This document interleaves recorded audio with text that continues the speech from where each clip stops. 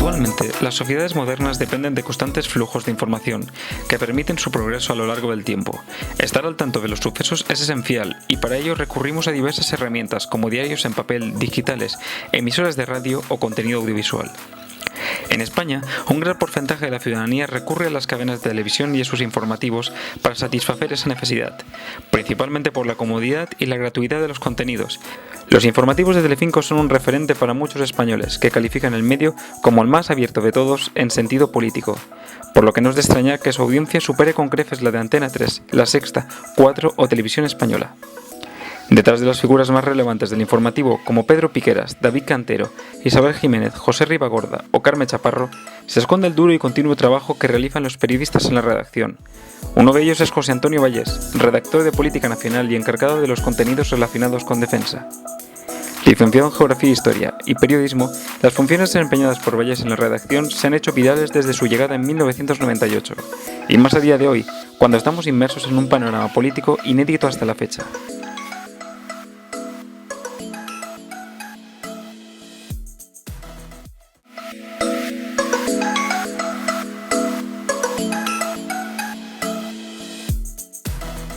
En 1995, usted se graduó en Geografía e Historia por la Universidad Complutense de Madrid. ¿Por qué decidió posteriormente inclinarse por el periodismo? Siempre quise hacer periodismo, al final me incliné por historia, que también me gustaba mucho y era una cosa que quería hacer. Y cuando terminé historia y terminé algunos estudios de doctorado, incluso llegué a trabajar como historiador, cosa que es algo bastante poco frecuente, cuando llegó también una crisis como la que tenemos actualmente y era difícil encontrar trabajo. Y bueno, pues tuve la oportunidad de hacer la carrera de periodismo en 2 años y medio, que existía esa posibilidad, con un segundo ciclo en la Universidad Carlos III. Y entonces pues vi la oportunidad de hacer una cosa que quería hacer de siempre. Y además también lo veía como una oportunidad para encontrar trabajo más fácilmente y bueno, pues ahí lo hice. ¿Y cuál fue su primera experiencia laboral dentro del sector periodístico? Pues fue aquí, en Telecinco. Yo entré en el año 98, fue mi primera experiencia, y entré como documentalista en aquel momento. Y luego al año y medio me pidieron, en aquel entonces el director de informativos, que era Luis Fernández, me encargó la labor de crear la primera página web de unos informativos de televisión, y lo hice junto con una compañera de informática, y hicimos esa página. ¿Y con qué tipo de periodismo se identifica más? ¿Con el audiovisual, el radiofónico, el digital o en papel? Hombre, yo llevo muchos años ya dedicándome a la televisión, entonces es lo que hago. También hago cosas en internet, pero bueno, a lo que llevo muchos años dedicándome es a la televisión y es en lo que me he especializado y lo que se hace mejor. Después de licenciarse en periodismo, realizó un posgrado en la Universidad de Barcelona de Community Manager. ¿Cree que actualmente todo periodista, además de escribir, debe saber manejar contenidos web?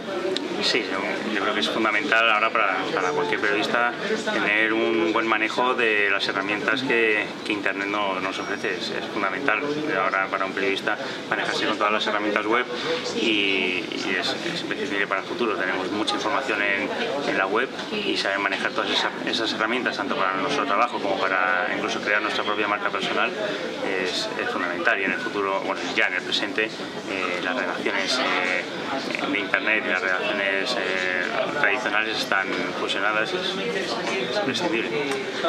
Todos cuando entramos en la universidad nos proponemos unas metas. ¿Puede decirse que usted ha alcanzado las que se propuso por entonces o todavía le queda mucho recorrido? Realmente cuando yo empecé a estudiar periodismo, la meta que tenía era encontrar un trabajo como periodista, y en ese sentido sí, ¿no? Normalmente he conocido gente que su meta, incluso antes de plantearse estudiar periodismo, desde pequeñito, pues era llegar a ser director de Washington Post y desvelar un nuevo Watergate. No era mi caso, no llegaba hasta tan lejos, yo voy más partido a partido, como el Cholo Simeone, pero bueno, sí, yo quería encontrar un trabajo y luego a partir de ahí pues bueno, intentar desarrollar mi carrera lo mejor posible, y bueno, siempre hay más metas de las que uno tiene en el momento conseguidas.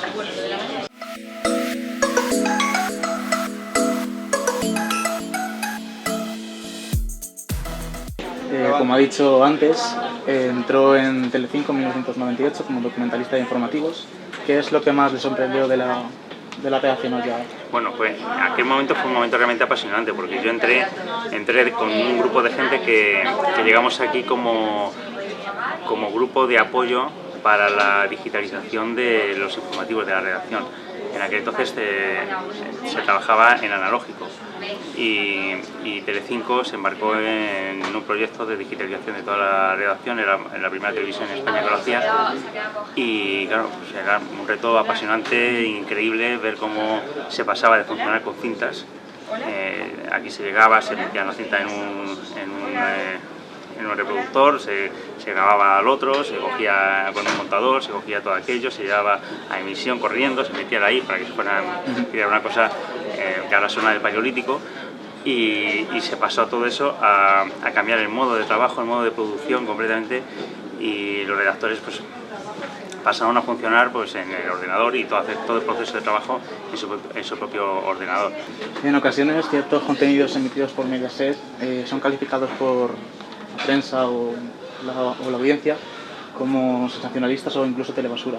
¿Cree que esto afecta negativamente al prestigio de los informativos o es algo independiente? No creo que se pueda calificar los informativos de Telecinco como sensacionalistas ni como telebasura. Me refiero a los contenidos... Otros contenidos de Telecinco. Aparte. Bueno, en cuanto al sensacionalismo, yo no creo que en Telecinco haya más contenidos sensacionalistas en programas que puedan tener temas informativos que en otras cadenas. No lo creo, realmente. De hecho, en Telecinco en general hay menos contenidos informativos que en otras cadenas. Luego hay menos oportunidad de que haya contenidos sensacionalistas. ¿Y tiene Telecinco línea editorial? Si te refieres a línea política, Telecinco no sigue unos criterios partidistas de un partido o de otro.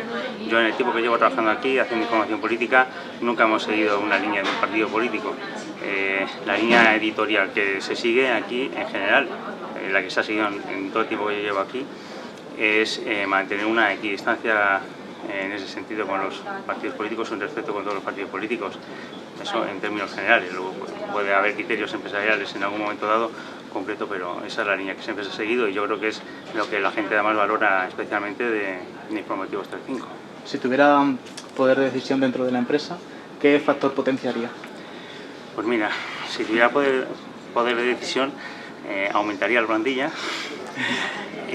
eso sería lo primero, aumentaría el tiempo que se dedica a los deportes en esta cadena, aumentaría la información internacional, dedicaría más gente a tener tiempo para investigar determinados temas o para hacer un trabajo que no sea estrictamente el de la noticia de hoy para el informativo de dentro de 2 horas. Y bueno, como todo esto conlleva tener más gente trabajando, probablemente me echarían a los 5 minutos. Pero no aquí, me echarían en cualquier empresa, cualquier medio de comunicación en el que trabajara, porque así está. ¿Cuántas personas componen la plantilla aproximadamente? Aquí estamos fusionados, Telecinco y 4, Informativos Telecinco y Noticias 4. Entonces, aparte de lo que es el personal de redacción, compartimos, que eso no lo compartimos, digamos, Informativos Telecinco tiene su personal de redacción y Noticias 4 tiene el suyo propio, pero sí que compartimos recursos, compartimos personal de documentación, de producción, de realización y en total toda esta gente, incluido la gente de Noticias 4, pues venimos a ser unos 200 y pico, 220, no te sé decir la cifra exacta, pero venimos a ser 200 y pico personas.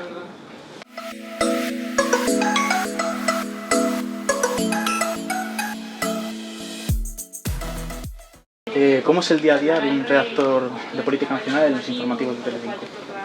Suele ser un poco estresante. Por la mañana nos encarga digamos, la noticia del día de la que nos vamos a ocupar, o de la mañana y luego de la tarde. Y bueno, pues en general puedes hacer 2 cosas, o bien te vas fuera de la redacción a cubrir pues un acto de algún político, de lo que sea, o vas a hacer una entrevista o a cubrir una rueda de prensa y luego vuelves aquí a la redacción para hacer la pieza de ese asunto, o estás en la redacción recibiendo señales que te llegan de fuera, que las recibes en tu ordenador, o bueno, vas informándote de esa noticia, redactando la noticia, locutando, y todo eso lo haces en tu ordenador, o recibes otras cosas que te han dicho tus compañeros, que los que han salido fuera a lo mejor a hacer coger un canutazo o lo que sea, y todo con ese material luego tú haces la noticia. Normalmente los trabajos son corales. Es decir, es muy raro que una pieza de una información de Nacional la haga una sola persona. Se hace normalmente entre varias. Porque te digo, porque algunos ha ido a algún sitio a coger un total de alguien, a lo mejor recibes algo que Susana Díaz en Andalucía ha dicho una cosa y te la manda el redactor que tenemos en Andalucía y haces cosas con varias informaciones que tienes. Y luego aquí pues montas tu pieza. ¿Y su jornada laboral tiene unos horarios concretos o tiene que dedicar parte de su tiempo libre? No, con horarios, tenemos un horario, en teoría tenemos un horario laboral como cualquier persona, pero no se suelen cumplir, no tenemos, porque las noticias no tienen un horario, entonces normalmente intentamos que sí, que se cumplan, nuestra jefa en concreto pues procura que sea así, pero la realidad pues te supera en ese sentido porque muchas noticias pues están en marcha a lo largo del día y pues tienes que esperar a que sucedan las cosas o te sorprenden cuando te falta una hora para irte y pasa algo y después te tienes que quedar y terminar esa información, o simplemente porque quieres dejar tu trabajo bien hecho y a veces eso pues te lleva tiempo y te lleva más tiempo del que tienes en tu jornada. Vale. Concretamente, ¿cuál es tu labor en la redacción? Bueno, cuando estamos en la redacción, aparte de que también salimos fuera y tal, pero cuando estamos en la redacción nuestra labor es hacer todo el proceso completo que hace un periodista. Es decir, nosotros cogemos, elaboramos la información, nos informamos, elaboramos la información, redactamos esa información que va a salir luego en el informativo, la locutamos y la montamos en nuestro sistema de edición en el ordenador y luego una vez que ya lo tenemos confeccionado lo enviamos a emisión directamente. ¿Y la información de la que se nutre Telecinco, de dónde procede principalmente? ¿De agencias, corresponsales? La información que nosotros, para que nosotros trabajamos y las imágenes que se pueden ver en las noticias las generamos nosotros mismos en un tanto por ciento muy alto. Además nosotros somos agencia también, somos la agencia Altas. Las imágenes nosotros vamos a cubrir las informaciones, las imágenes las grabamos nosotros, en casi toda España tenemos delegaciones y en general todo eso lo grabamos nosotros y lo conseguimos nosotros. Luego además, por ejemplo, de internacional ahí sí tenemos más carencias lógicamente y la información internacional nos llega normalmente por la agencia Reuters. Y luego, bueno, lo que es la información con la que trabajamos nosotros para redactar las noticias, pues aparte de la gente que tenemos trabajando en los sitios, que también nos pasa información, pues la conseguimos nosotros, pues también por las agencias o por internet, por nuestras llamadas, nuestras fuentes. Y en un mundo tan globalizado como el actual, donde cada minuto prácticamente tiene lugar un suceso, ¿qué determina lo que es noticia y lo que no? Bueno, qué es noticia o qué no, eso más o menos se tiene muy claro. Realmente la dificultad es decidir cuáles de esas noticias entran en el espacio reducido de un informativo. Tenemos un informativo que dura una hora o menos y ahí tienes que decidir cuáles de esas noticias entran, ¿no? Esa es realmente la labor que hace el editor, que además tiene que decidir en cuáles de esas noticias encabezan el informativo, va más arriba, va más abajo, cuánto tiempo dedica a cada noticia, si le dedica una o dos piezas, si lo adorna, digamos, con un directo o no. Ahí es donde entra el criterio del editor del informativo y es ahí donde está la decisión a lo mejor más complicada, ¿no? Y bueno, también ahí pues hay un criterio, yo entiendo, pues de entender dónde están las emociones de la gente, ¿no? Y qué es lo que nos vincula emocionalmente a lo mejor con una noticia. En ocasiones las redes sociales se hacen eco mucho antes de una noticia que los propios medios de comunicación. ¿Atentan contra la labor periodística o por el contrario son una gran herramienta para la profesión? No, son una herramienta más y está muy bien que se hagan eco de las noticias. Luego son los medios de comunicación los que dan la veracidad a las cosas que ocurren, ¿no? Hace apenas 2 días las redes sociales mataron a Mario Vargas Llosa durante un par de horas. La gente, incluso aquí, pues hubo un gran eco porque de repente alguien dijo: ha muerto Mario Vargas Llosa, ¿no? ¿Y dónde lo dice? No, lo dice el Twitter de Alfaguara.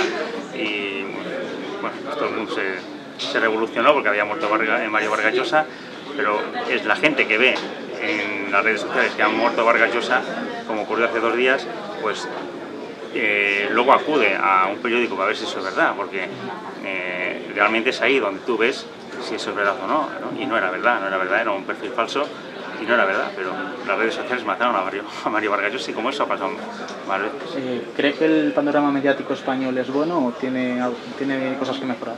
No, el panorama mediático español es bastante malo en general, porque hay una concentración de medios excesiva. Claro, y la propiedad de los medios de comunicación no está muy clara muchas veces, o está en propiedad de bancos o de fondos de inversión que no se sabe muy bien quién está detrás de ellos, y bueno, y eso pues va en detrimento de la pluralidad informativa y pone además a los periodistas en ocasiones pues en una situación difícil de manejar en cuanto a las presiones que pueda haber y sobre la independencia de los medios y de los periodistas.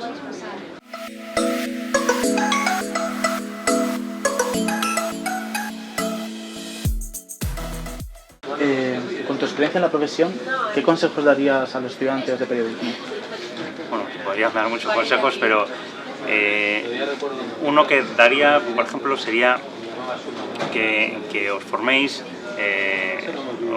culturalmente, incluso al margen de lo que se estudia en la carrera, que yo creo que es poco.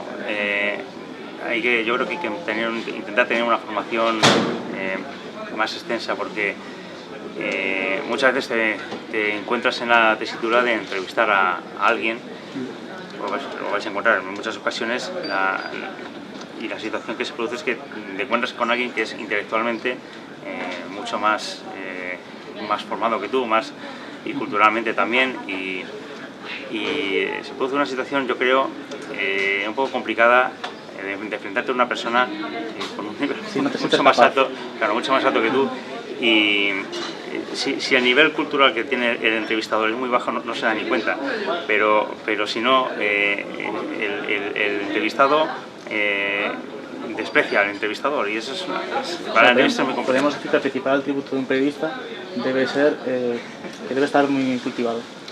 Bueno, no es que tenga que estar muy cultivado, pero sí que tiene que tener un cierto nivel cultural, intelectual, para poder hacer una entrevista de tú a tú con el entrevistado, porque si no, yo creo que se produce una situación incómoda.